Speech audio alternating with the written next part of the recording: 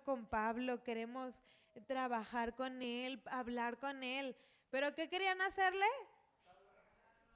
Lo que, chicharrón, lo querían matar. Ellos no querían nada bueno, ellos querían matarlo, querían destruir a Pablo. Y como ellos presumían de su bondad, sabemos cómo los fariseos todo el tiempo estaban presumiendo de las cosas buenas que hacían, de que eran súper acá y todo eso, pero en su corazón estaban tramando cosas horribles y no es la primera vez que pasó. Pasó una vez antes en Hechos 23, pero lo que se me hace bien interesante es que en Hechos 23 los que procuraban matarle eran los judíos, pero los del pueblo. Y ahora ya no eran los del pueblo nada más. ¿Quiénes eran los que procuraban matarle? Los sacerdotes, o sea, los más importantes. No, no era cualquier sacerdote, eran los más importantes de los sacerdotes que procuraban matar a Pablo. Y yo me ponía a pensar en todo esto y vemos cómo ponían cara de ser santos, pero sus acciones hipócritas hablaban de que vivían una vida demoníaca, siendo influenciada por Satanás. Y creo que me ponía a pensar cómo a veces somos nosotros así en la iglesia, que venimos y fingimos ser muy cristianos, pero y hacemos cosas buenas y todo eso, pero pensamos cosas malas en contra de los mismos hermanos o hacemos cosas malas en contra de los hermanos. Y yo aprendí a una cosa aquí bien fuerte, pero bien padre, que cuando tú haces eso, cuando piensas o haces cosas en contra de un hermano, todas tus acciones buenas están siendo inspiradas por Satanás. No nacen del corazón de Dios, nacen del corazón del infierno. Porque te hacen poner una careta de ser bueno y el que hace eso es Satanás. Dios no te pide que hagas cosas buenas cuando tu corazón está mal. Dios cuando tu corazón está mal ni te habla, porque sabe que no vas a obedecer. Entonces, como todas esas acciones buenas, a causa de nuestro mal corazón, son influenciadas por Satanás, como aquí los sacerdotes. Vamos entonces a lo que sigue. En el 4 dice: pero Festo respondió que Pablo estaba custodiado en Cesarea, a donde él mismo partiría en breve. Entonces vemos cómo Festo era así bien activo. Y yo creo que todo esto fue por la gracia de Dios.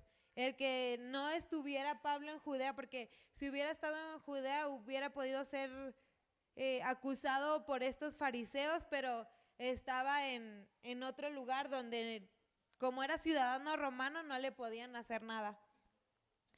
Seguimos leyendo entonces en el 5. Dice: los que de vosotros puedan, dijo, desciendan conmigo, y si hay algún crimen en este hombre, acúsenle. Yo creo que Festo todavía no creía que Pablo tuviera algún pecado y se le hacía como difícil creer eso. Entonces vuelve a reafirmar: no lo vamos a acusar aquí, va a ser en Cesarea, pero si quieren ir, pues es su bronca y acúsenle si quieren. Entonces, como veo la mano de Dios, seguimos viendo que a los que aman a Dios, todo les ayuda para bien, y aquí Pablo, la mano de Dios estaba todo el tiempo cuidándolo. Entonces, vamos a leer el 6 y el 7. Dice: y deteniéndose entre ellos no más de 8 o 10 días, venido a Cesarea, al siguiente día se sentó en el tribunal y mandó que fuese traído Pablo. 7. Cuando éste llegó, lo rodearon los judíos que habían venido de Jerusalén, presentando contra él muchas y graves acusaciones, las cuales no podían probar.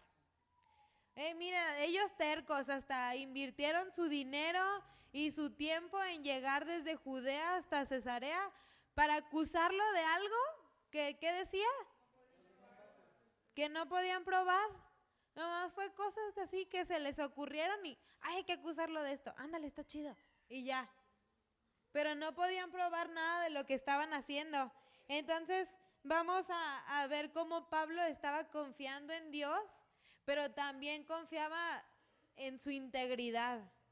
en que él era un hombre transparente que había obedecido a Dios, por eso no tenía miedo. Quizás de repente, pero él sabía que Dios estaba con él porque no tenía nada de qué temer. Vamos a leer Apocalipsis 12:10 para que vean que por quién estaban inspirados estos principales sacerdotes. Apocalipsis 12:10. Mientras tomo agua.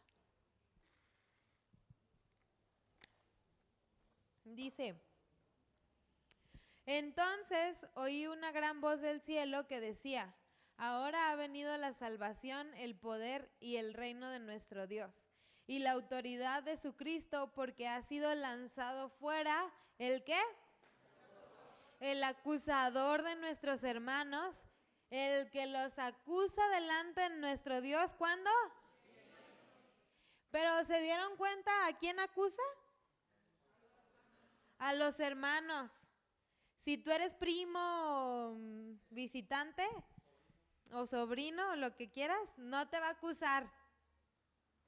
Vas a ser un X que no importas, tristemente. Pero cuando eres un hermano de verdad, ahí va a estar Satanás todo el tiempo acusándote, acusándote, acusándote. Dice que los acusaba delante de Dios día y noche. No le bastaba con una vez, todo el tiempo, día y noche, día y noche, día y noche estaba ahí. Vemos cómo le sucedió lo mismo a José. Él no fue culpable de nada, pero Satanás hizo lo posible para encarcelarlo por haber estado con la esposa de Potifar, que no fue real. Pero siempre Satanás acusando a los que están buscando a Dios, a los que están haciendo el propósito perfecto. Otro ejemplo que conocemos muy bien es Daniel, que también fue acusado por razones injustas y nada que ver lo que estaban diciendo, pero al final, cualquier caso que veas de alguien que haya sido acusado, el final de sus vidas siempre fue bueno. Aunque no lo hayan visto en la tierra, en el cielo va a haber una recompensa para aquellos. Entonces, pues ahí mismo en Romanos 8, 33 y 34, que leímos hace ratito el 28, vamos a leer más adelante. Romanos 8, 33 y 34. ¿Quién acusará a los escogidos de Dios? No, pero con ganas. A ver, otra vez, vamos a imaginar que apenas lo voy a leer. ¿Quién acusará a los escogidos de Dios? Ándale, así sí. Y después el 34. ¿Quién es el que condenará? Cristo es el que murió, mas aún el que también resucitó, el que además está a la diestra de Dios, el que también intercede por nosotros. El otro día les explicaba a los de artes algo bien padre que yo les pregunté: ¿qué está haciendo Jesús ahorita? Y ellos así como, pues está aquí. O sea, me dijeron muchas cosas que puede que sean ciertas, pero nuestra mente no alcanza a entenderlo así, la perfección. Y yo les decía, sí, pero no. Jesús en este momento dice ahí que está a la diestra de Dios, ¿haciendo qué? Intercediendo. Jesús ahorita está, yo me imagino que hincado a un lado de Dios, diciéndole: Dios, protege a los de la iglesia de Ixtlahuacán, porque ellos te aman, porque ellos son fieles. Te pido que los bendigas, que les des frutos al 100%. Todo el tiempo está eso, porque Jesús sabe, como lo leímos en Apocalipsis, que el acusador está día y noche. Esto está mal, esto está mal, esto está mal, esto está mal. Entonces, ¿qué hace Jesús? No se queda sentado así como, ay, pobrecitos. Se pone de rodillas y se pone a interceder por aquellos. Yo me imagino que en este momento que Pablo estaba aquí en todo este argüende, Jesús estaba llorando y gritando: Dios, por favor, porque estaba intercediendo por un amado suyo, por un hombre que era trastornador. ¿Se acuerdan que aprendimos eso que le decían? El que trastorna a muchos. Entonces vemos qué increíble esta escena de Jesús hincado intercediendo por Pablo, Satanás acusándolo y Pablo tranquilo, confiando en que Dios tenía todo bajo control. Entonces, vamos a seguir leyendo después de que aprendimos lo que estaba sucediendo en el mundo espiritual. El 8. Alegando Pablo en su defensa, dijo eso: ni contra la ley de los judíos, ni contra el templo, ni contra César he pecado en nada. Qué valor de Pablo para decir, no he pecado en nada, no me pueden decir absolutamente nada.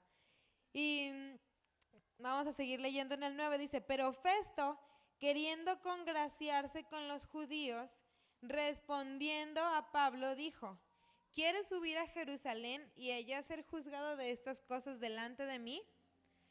¿Qué pasa aquí? ¿Por qué creen que Festo se estaba congraciando con los judíos? ¿Para que lo apoyaran? ¿Para qué más? Se supone que ese estudio tienen que participar ustedes también.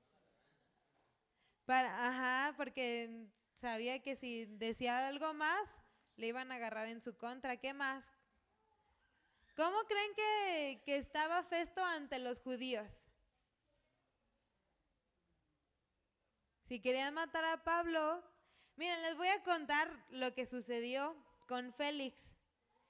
Félix era un hombre violento que ya vimos que le gustaba hacer lo que quería, pero era tan violento que generó más violencia en la provincia que él tenía a cargo, y los judíos se juntaron en contra de él para acusarlo y para que le quitaran el puesto. Y por causa de eso, del juicio que le dieron a Félix, pusieron a Festo. Entonces, si habían corrido a Félix los judíos por causa de que no les gustó cómo dirigía, ¿cómo creen que se sentía Festo teniendo ahí a todos los judíos enojados? Con miedo, ¿no? A lo mejor estaba así de, ay, ¿a quién le voy? ¿A este? Que también me da miedo, porque yo creo que Pablo imponía su presencia de tranquilidad así, bueno, me lo imagino así, no sé. Bien tranquilo, imponía tener tanta paz en medio de tanto caos, y aquí a todos estos alborotadores que eran los principales, yo creo que Festo, y estaba recién llegado al poder, estaba así con las patitas que le temblaban. Pero bueno, entonces él estaba así por causa de lo que había pasado antes con Félix. Y obviamente pues tenía miedo a causa de los judíos. Dice en el 10, Pablo dijo, porque le preguntó, ¿qué quieres hacer? ¿Te vas o te quedas? Y Pablo dijo, ante el tribunal de César estoy, donde debo ser juzgado. A los judíos no les he hecho ningún agravio, como tú sabes muy bien. Entonces, ahí Pablo bien digno, no, tú ya sabes. Me dijo, yo no he hecho nada malo. Y nos vamos a dar cuenta que en ningún momento tuvo nada malo que decirle Festo en contra de Pablo, porque no podía encontrar en qué estaba mal Pablo. Y veo aquí como, no sé qué pasó aquí, no sé si Festo sabía del complot y por eso le estaba preguntando como para que no lo mataran. Y si no sabía nada, yo creo que Dios le dio sabiduría a Pablo, le dio entendimiento para que se diera cuenta de lo que estaba pasando y para que dijera, no te vayas a Jerusalén, porque si te vas, cuello, ya no iba a haber más que hablar para Pablo. Entonces, si Pablo no hubiera sido entendido en lo que estaba pasando, ahí se hubiera acabado la vida de Pablo. Él hubiera dicho, bueno, está bien, llévame a Jerusalén y tú júzgame. Y ya, como no tenía miedo porque sabía que él estaba bien, él pudo haber dicho, tú júzgame y listo, se acaba el problema. Pero fue entendido y dijo, no, yo me quedo aquí con César. No sé si Dios se lo reveló, quizás sí. Y le dijo, si te vas te matan. Entonces, seguimos leyendo en el 11. Porque si algún agravio o cosa alguna digna de muerte he hecho, no rehúso morir. Pero si nada hay de las cosas que estos me acusan, nadie puede entregarme a ellos. A César apelo. Entonces yo me pregunto, ¿cuántos de nosotros estamos dispuestos todo el tiempo a decir, no hay culpa en mí? Está complicado, ¿no? Como Pablo así, no tengo nada que temer, no he pecado. Está difícil. Si nos preguntáramos eso todos los días, tendríamos mucho en qué pensar. Y Pablo estaba tan seguro de quién era que dijo, no hay culpa en mí, no me pueden hacer nada, pero quiero que César me juzgue. Ay, espérame. Ya se me bajó eso. Entonces, bueno, les voy a explicar esto de la apelación a César. Todos los ciudadanos romanos, por derecho, podían apelar a César. Cuando habían sido juzgados en su provincia y no había resultados satisfactorios o que había como confusión, tenían derecho a ir delante de César y exponer su causa y dar todas sus razones por las cuales eran inocentes. Entonces era un derecho que tenía como romano, porque si sabemos que también tenía la ciudadanía romana. Y pues inteligentemente era un hombre bien estudiado y sabía los derechos que tenía. Y pues se fue con César. Entonces, con el hermano César. El 12. Entonces Festo, habiendo hablado con el consejo, respondió, a César has apelado, a César irás. Bueno, vamos a ver también quién era César. Necrón César era el que estaba reinando ahorita. Sus primeros 5 años de reinado era un rey justo, era sabio, porque decía ahí en los comentarios que leí que había a su alrededor mucha gente sabia y mucha gente honesta que lo ayudaba a gobernar. Pero años después se convirtió en uno de los peores enemigos de los cristianos por causa de que gente mala empezó a influenciarlo. Entonces Pablo, sin saber, estaba yendo hacia el César, que iba a ser, todavía no era, que iba a ser un enemigo de los cristianos. Entonces, pues nos ponemos a pensar esto. Dios le había dado sabiduría a Pablo, pero esto no fue gratis. Esto que Pablo había recibido fue a causa de una relación con Dios. Tú no le quieras pedir ayuda así un día a Dios cuando tú no tienes una relación con Él. No vas a llegar tú con un desconocido y le vas a decir, ¿me prestas 1,000 pesos? O sea, si llega un desconocido y te dice, ¿me prestas 1,000 pesos? ¿Qué le vas a decir? ¡Ay, sí! Déjame lo saco. O como a mi papá, ¿verdad? Que llegó un extraño y le dijo, ¡ay, me presta su celular para hacer una llamadita! Sí, y sale corriendo, ¿no? Entonces, Dios conocía perfectamente a Pablo. Por eso tenía una relación con él y por eso le hablaba. Por eso Pablo sabía qué decisiones tomar. Porque sabía escuchar su voz. Porque conocía a Dios y conocía cuál era el propósito que Dios tenía para él. Vamos a seguir leyendo entonces. A ver, déjeme ver qué hora es. Muy bien, ya casi, para que no se duerman. ¿Ya se durmieron? Uno que otro sí, ya me di cuenta que ya no me respondieron. Rapidito vamos a lo que alcancemos y si no, ya lo terminamos. Ay, es que todo esto es una novela, de verdad, está bien padre, ya que te pones a leerlo bien. Vamos a leer el 13, ya pasaron unos días, entonces dice, pasando algunos días, el rey Agripa y Berenice vinieron a Cesarea para saludar a Festo. Bueno, ya Festo no supo qué hacer y lo dejó ahí encarcelado y ya se fue a hacer sus otros compromisos.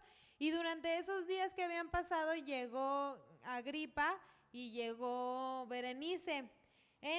Agripa era Herodes Agripa, era uno de los Herodes, era el último descendiente de los Herodes. Pero les voy a contar de sus otros 3 antepasados. El bisabuelo era Herodes el Grande. ¿Se acuerdan qué hizo Herodes el Grande? Ajá, fue el que estaba en el poder cuando mandó a matar a todos los niños, que intentó matar a Jesús, pero no lo logró. Después de Herodes el Grande, siguió el abuelo, que era Herodes Antipas. ¿Se acuerdan quién fue el Antipas? El que mató a Juan, el que decapitó a Juan. Después hay otro Herodes, pero no decía ahí cuál de todos era, que era el que martirizaba a muchos de los seguidores de Jesús, que fue, dice aquí que el que martirizó a uno, al apóstol Santiago. Entonces el abuelo era malo, intentó matar a Jesús, perdón, el bisabuelo. El abuelo decapitó a Juan el Bautista. El papá había sido quien martirizaba a los seguidores de Jesús. Y este último Herodes Agripa era otro que seguía ahí en la línea, pero todavía no se, de verdad que es sorprendente cómo Dios cubrió a Pablo teniendo ahí al heredero de 3 generaciones de asesinos en contra de cristianos, que sabemos que van aumentando la maldad en cada generación si no la cortamos. Entonces era para que este Herodes Agripa fuera un asesino feroz, pero pues vamos a ver que no sucedió nada. Pero llega aquí con Berenice.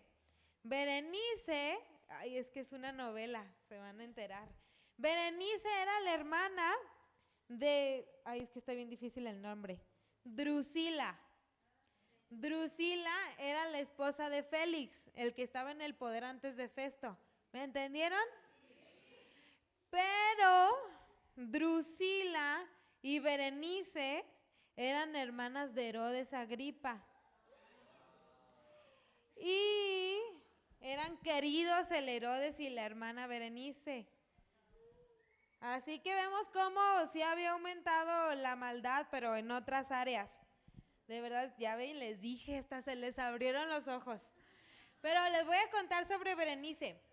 Berenice era una mujer que nunca se casó, pero primero empezó siendo, ay, es que suena muy fea esa palabra. Bueno, era amantes primero de Agripa, después lo dejó y fue amiguita del gobernador Vespasiano. Y después de haber dejado a Vespasiano, fue amiga del hijo de Vespasiano. Y después se cansó de los Vespasianos y se regresó con Agripa. Entonces, con su hermano. Era ahí una relación incestuosa medio rara. Por eso y por muchas otras cosas más, Agripa nunca fue gobernador de ningún lugar. Tenía mucha influencia por todos sus antepasados, pero él nunca fue como un gobernador así de una provincia tal cual. Sí tenía influencia, pero no era gobernador.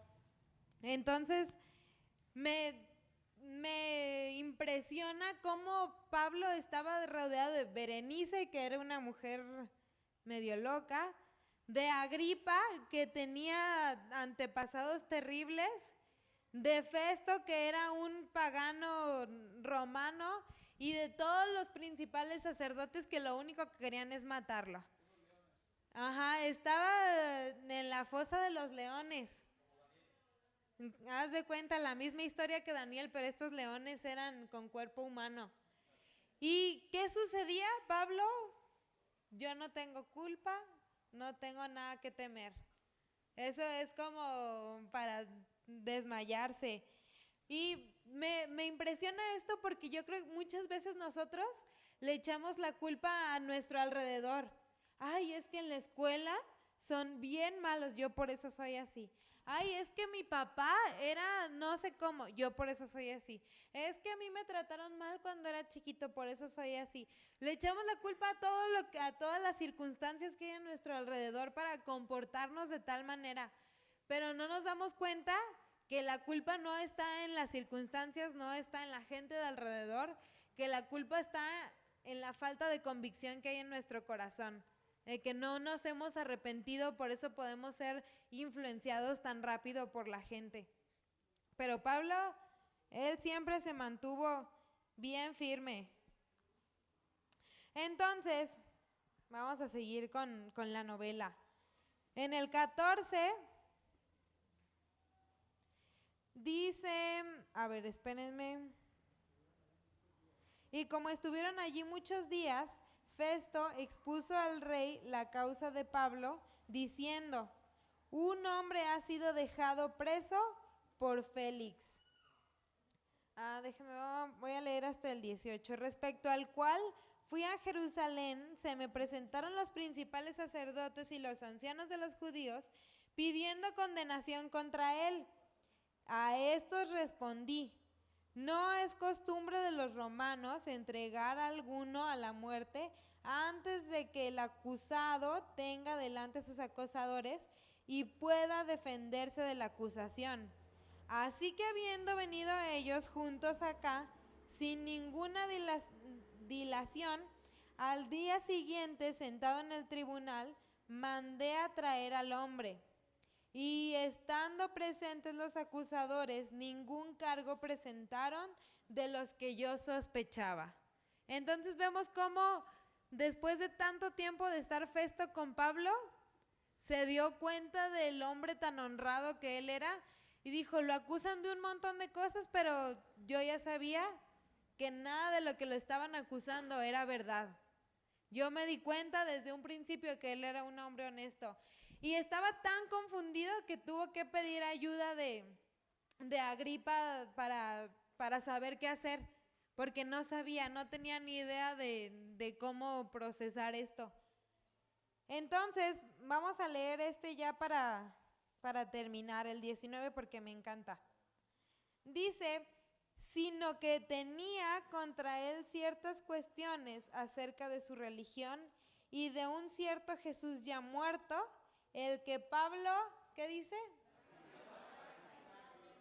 Me encanta eso, porque Pablo nunca dice que se paraba y decía: a ver, les voy a hablar de la Biblia, arrepiéntanse pecadores, y él solo daba su testimonio, él solo hablaba, y con su propia vida, con la forma que se defendía, él todo el tiempo decía: Jesús está vivo, Jesús está vivo, Jesús está vivo. Aunque no hacía nada, él demostraba que Jesús estaba vivo. Y creo que aquí está como perfecto para terminar, antes de que se duerman y les quede así como grabado eso. Pablo era un hombre que había conocido el corazón de Jesús sin conocer a Jesús. Era un hombre que se había adentrado en la profundidad sin haber estado con Jesús en físico, pero seguramente pasó muchísimo tiempo con Jesús. Pasó muchísimo tiempo en intimidad. Y quiero que entendamos esto, que cuando vivimos cerca de Jesús, que cuando vivimos entendiendo todo lo que Jesús hizo por nosotros, nos damos cuenta de que Jesús no está muerto, que Jesús está vivo, y que nuestra propia vida tiene que reflejar esto. Y este hombre pagano se dio cuenta que Jesús estaba vivo a causa del testimonio de Pablo. Y yo creo que todos podemos llegar así. Imagínense que esta iglesia fuera una iglesia que fuera como Pablo, que cada miembro de la iglesia fuera como Pablo. No, hombre, no me imagino qué podríamos hacer. Debería ser un reto para nosotros el leer Hechos y vivir un poquito más como Pablo, porque tenemos un poquito de incomodidad y decimos: ay, ya, no voy a ir a la iglesia. Está lloviendo y hasta eso que ya no pasa tanto, pero a veces sí. O ay, es que se enfermó el niño, no voy a ir a la iglesia. Me siento mal, no voy a ir a la iglesia. Ándale, ya me está dando ideas la pastora. Llegaron visitas, no voy a ir a la iglesia. Tengo que lavar la ropa, no voy a ir a la iglesia. Yo creo que si Pablo estuviera aquí y le dijéramos: no fui a la iglesia porque tuve que lavar la ropa. Y Pablo era bien duro con sus palabras, te hubiera dicho: hijo del infierno, no sé, algo así, no me imagino. Entonces hay que pensarle un poquito más Y claro que nuestro propósito es ser como Jesús, pero podemos aprender de Pablo, cómo nada lo limitó y su vida demostraba a un Jesús vivo, no a un Jesús muerto. Vamos a orar. Dios, te damos muchas gracias, Padre, porque nos permites aprender muchas cosas de tu bondad, nos permites conocerte, Señor, nos permitiste conocer un poquito más de la vida de Pablo. Te pido que nos ayudes a ser como tú y aprender también a ser un poquito como Pablo, a no dejarnos llevar por nuestras emociones, sino a vivir apasionados por ti, Señor, a trastornar al mundo, a que la gente sepa que tú estás vivo a través de nosotros, Señor. Gracias por tanto amor, gracias por permitirnos aprender y te pido que esto se quede grabado en sus corazones, Padre. En el nombre de Cristo Jesús, amén.